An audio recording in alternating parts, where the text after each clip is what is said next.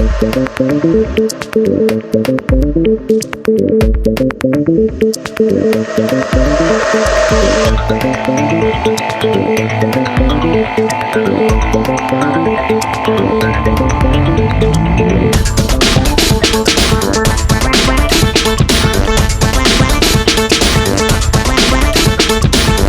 നമസ്കാരം, എല്ലാവർക്കും 777 ജാക്ക് ജോൺസിൻ്റെ ഒരു പുതിയ വീഡിയോയിലേക്ക് സ്വാഗതം. നിങ്ങൾ ഞങ്ങളുടെ ചാനൽ ആദ്യമായിട്ടാണ് കാണുന്നതെങ്കിൽ സബ്സ്ക്രൈബ് ചെയ്യാൻ മടിക്കണ്ട കേട്ടോ. Please subscribe.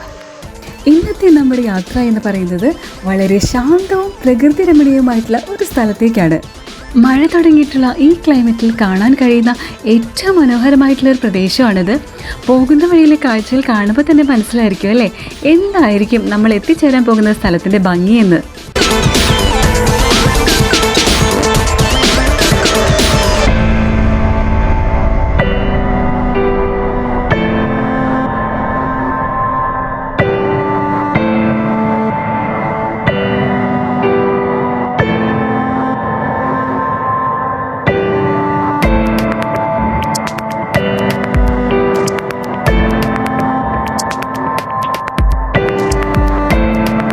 അപ്പോൾ നമ്മൾ എത്തിച്ചേർന്നിരിക്കുന്നു വാഴാനി ഡാം.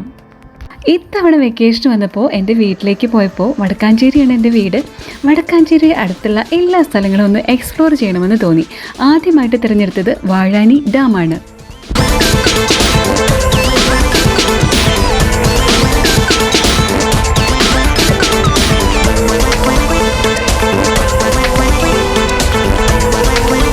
അങ്ങ് അകലെയായിട്ട് കാണുന്നതാണ് ടിക്കറ്റ് കൗണ്ടർ.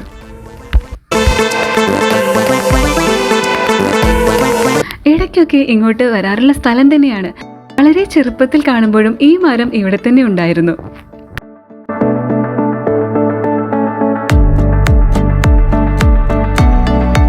അങ്ങനെ ടിക്കറ്റ് എടുത്തതിന് ശേഷം നമ്മൾ ഡാമിൻ്റെ മുകളിലേക്കുള്ള വഴിയിലൂടെ നടന്നുകൊണ്ടിരിക്കുകയാണ്. ഈ ഡാം എന്ന് പറയുന്നത് കോൺക്രീറ്റ് കൊണ്ടുള്ള ഒരു ഡാം അല്ല കേട്ടോ. ഈ ഡാമിൻ്റെ പ്രത്യേകത എന്ന് പറയുന്നത് ഇതൊരു ക്ലേ ഡാമാണ്.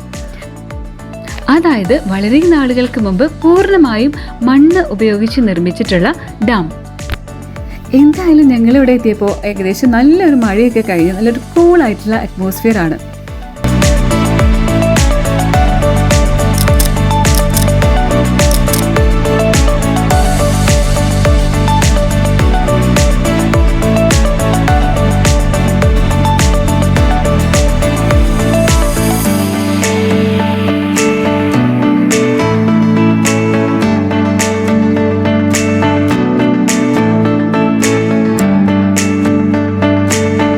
തൃശ്ശൂർ ജില്ലയിൽ ഒട്ടനവധി ഡാമുകളുണ്ട് കേട്ടോ. Chimmini dam, Peechi dam, Peringalkuthu, Poomala dam, Vazhani dam, Asurakund dam, ഇതൊക്കെയാണ് പ്രധാനപ്പെട്ട ഡാമുകൾ. ഇവിടെയൊക്കെയാണ് കൂടുതൽ വിസിറ്റേഴ്സ് വരാറുള്ളതും എൻജോയ് ചെയ്യാറുള്ളതും. വാഴാനി ഡാമിനെ കുറിച്ച് പറയുകയാണെങ്കിൽ ഏകദേശം 1950കളിലൊക്കെയാണ് ഇതിൻ്റെ വർക്ക് സ്റ്റാർട്ട് ചെയ്തത്. 1962 ആയപ്പോൾ തന്നെ കൺസ്ട്രക്ഷൻ കംപ്ലീറ്റഡ് ആയി.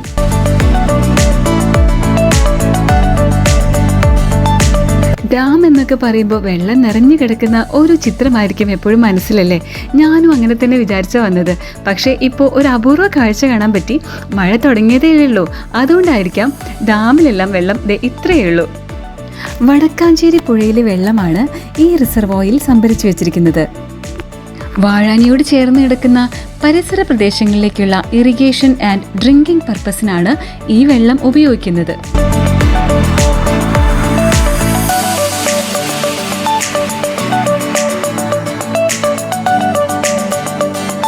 ഞങ്ങളുടെ ക്യാമറ കണ്ണുകൾക്ക് ഈ പ്രദേശത്തിൻ്റെ ഭംഗി എത്രമാത്രം ഒപ്പിയെടുക്കാൻ കഴിഞ്ഞിട്ടുണ്ട് എന്നൊന്നും എനിക്കറിയില്ല. പക്ഷേ സ്റ്റണ്ണിംഗ് നേച്ചർ.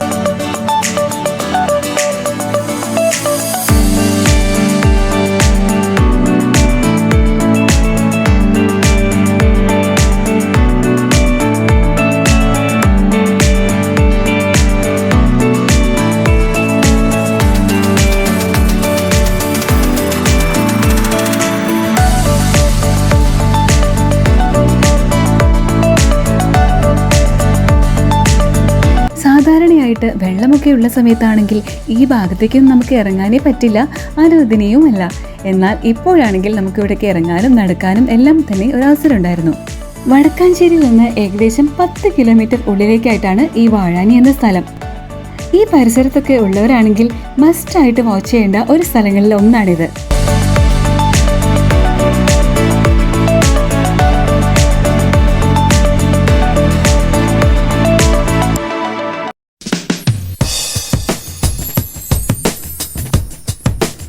വടക്കാഞ്ചേരി റിവറിന് അക്രോസ് ആയിട്ടാണ് ഈ ഡാം നിർമ്മിച്ചിരിക്കുന്നത്.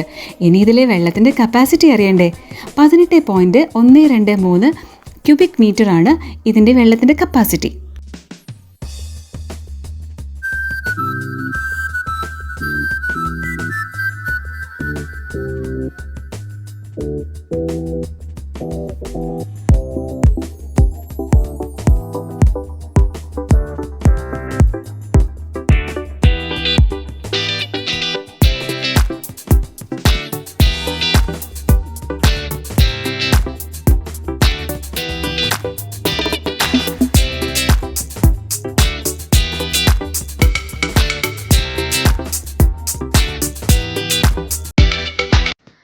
തൃശ്ശൂർ ജില്ലയിലെ വിനോദസഞ്ചാര ആകർഷണങ്ങളിൽ പ്രധാനമാണ് ഈ അണക്കെട്ട്. വാഴാനി ജലസേചന പദ്ധതി ഇതിൻ്റെ ഭാഗമായിട്ടാണ് നിർമ്മിച്ചിട്ടുള്ളത്. അണക്കെട്ടിൽ നിന്നുള്ള വെള്ളം പ്രധാനമായിട്ടും നെൽകൃഷിക്കും കുടിവെള്ള ആവശ്യത്തിനൊക്കെ ആയിട്ട് ഉപയോഗിക്കുന്നുണ്ട്. ഈ ഡാമിൻ്റെ ഈ പരിസര പ്രദേശങ്ങളിൽ കാട് പിടിച്ച് കിടക്കുന്നത് കണ്ടില്ലേ? ഈ ഡാമിനോട് അനുബന്ധിച്ചുള്ള മേഖല പീച്ചി വാഴാനി വന്യജീവി സംരക്ഷണ കേന്ദ്രം എന്നാണ് അറിയപ്പെടുന്നത്. ഏകദേശം 255 ഹെക്ടർ വിസ്തീർണമാണ് ഈ ഒരു റിസർവോയറിന് ഉള്ളത്.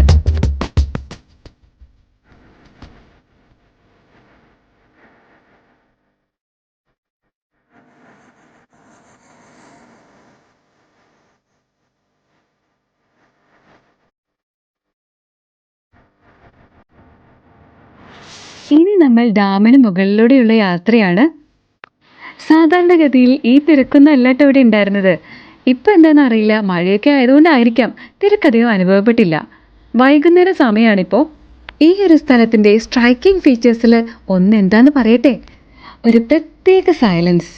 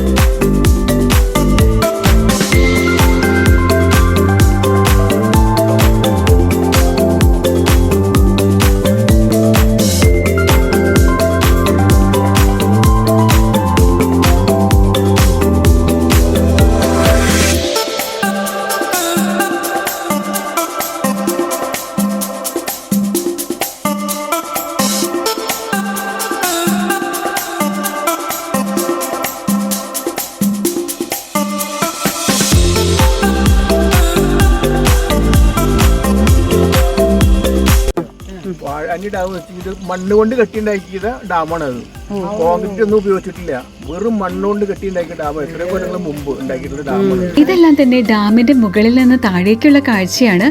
നല്ല മനോഹരമായിട്ട് വെൽ മെയിൻറ്റൈൻഡ് ആയിട്ട് സെറ്റ് ചെയ്തിട്ടുള്ള ഒരു ഗാർഡൻ ആണ് കാണുന്നത്.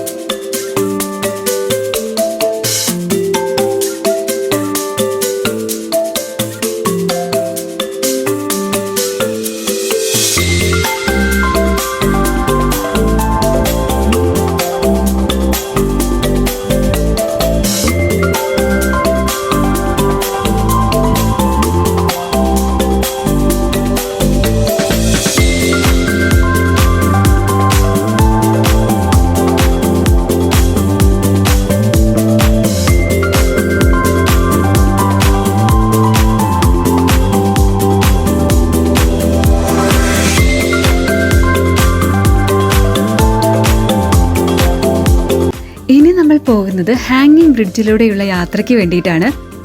ഇവിടെയാണ് ഷട്ടറുകളെല്ലാം തുറക്കുന്ന സ്ഥലം. ഇപ്പം നമുക്ക് പാറക്കൂട്ടങ്ങളൊക്കെ കാണാൻ കഴിയും. സാധാരണ വെള്ളമുള്ള സമയത്ത് വെള്ളം ഇങ്ങനെ കുത്തി വലിച്ചു പോകുന്നൊരു മനോഹരമായ കാഴ്ചയൊക്കെ ഉണ്ടാകാറുണ്ട്. വാട്ടർ റിസർവോയർ എന്നൊക്കെ കേൾക്കുമ്പോൾ സ്കൂളിലൊക്കെ പഠിക്കുന്ന സ്ഥലത്ത് അവിടേക്ക് ഒരു ട്രിപ്പ് പോകും. അവിടെ നിന്ന് എങ്ങനെയാണ് കറണ്ട് ഉൽപ്പാദിപ്പിക്കുന്നതെന്നും വെള്ളം സംഭരിക്കുന്നതെന്നും ഒക്കെ പഠിക്കും. അതിനുശേഷം നമ്മൾ ഡാമിനെ കുറിച്ചൊന്നും അങ്ങനെ ചിന്തിക്കാറില്ല അല്ലേ? ഞാൻ ഉൾപ്പെടെ അങ്ങനെ തന്നെയായിരിക്കും മിക്കവാറും. പക്ഷേ 2018 ശേഷം നമ്മൾ ഡാം എപ്പോൾ തുറക്കുന്നു, എപ്പോൾ അടയ്ക്കുന്നു, ഡാമിൽ വെള്ളമുണ്ടോ എന്നെല്ലാം തന്നെ അപ്ഡേറ്റഡ് ആയിരിക്കും അല്ലേ?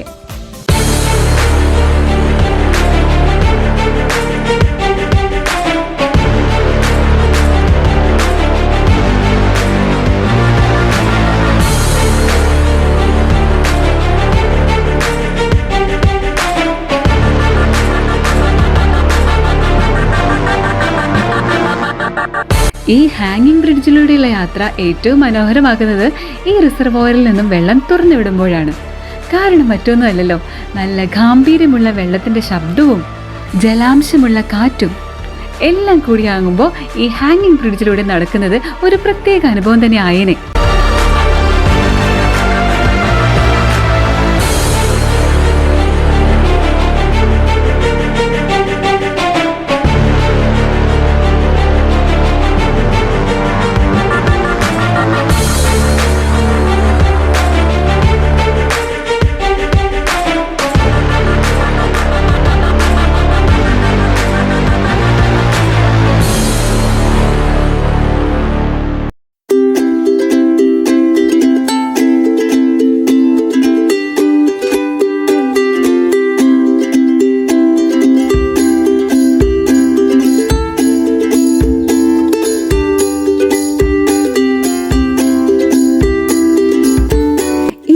പോകുന്നത് ഡാമിന് താഴെയുള്ള മനോഹരമായിട്ടുള്ള പൂന്തോട്ടത്തിലേക്കാണ്. ഹാങ്ങിങ് ബ്രിഡ്ജ് വഴി താഴേക്കാണ് ഞങ്ങൾ ഇറങ്ങുന്നത്. ഇനി ഈ പോകുന്ന വഴിയിലൊക്കെ തന്നെ മാന്തോട്ടങ്ങളാണ് കേട്ടോ.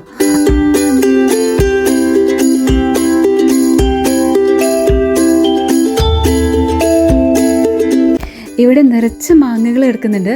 മലയണ്ണന്മാരൊക്കെ കഴിച്ച് ഇട്ടിരിക്കുന്നതാണ്. ഈ ഒരു സീസൺ ഒരു രക്ഷയില്ല കേട്ടോ. ഈ സീസണിൽ നാട്ടിൽ വന്നുകൊണ്ടാണ് ഇതൊക്കെ തന്നെ കാണാൻ പറ്റിയത്.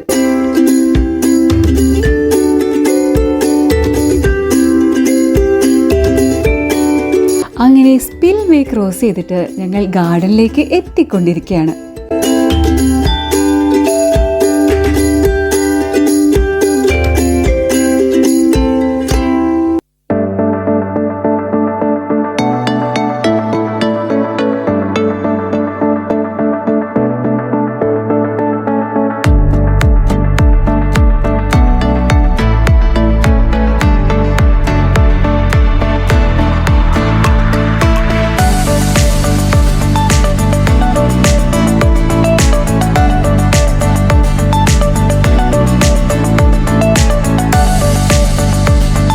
ഇവിടുത്തെ എടുത്തു പറയേണ്ട ഒരു കാര്യം തന്നെയാണ് ഈ ഒരു ഗാർഡൻ.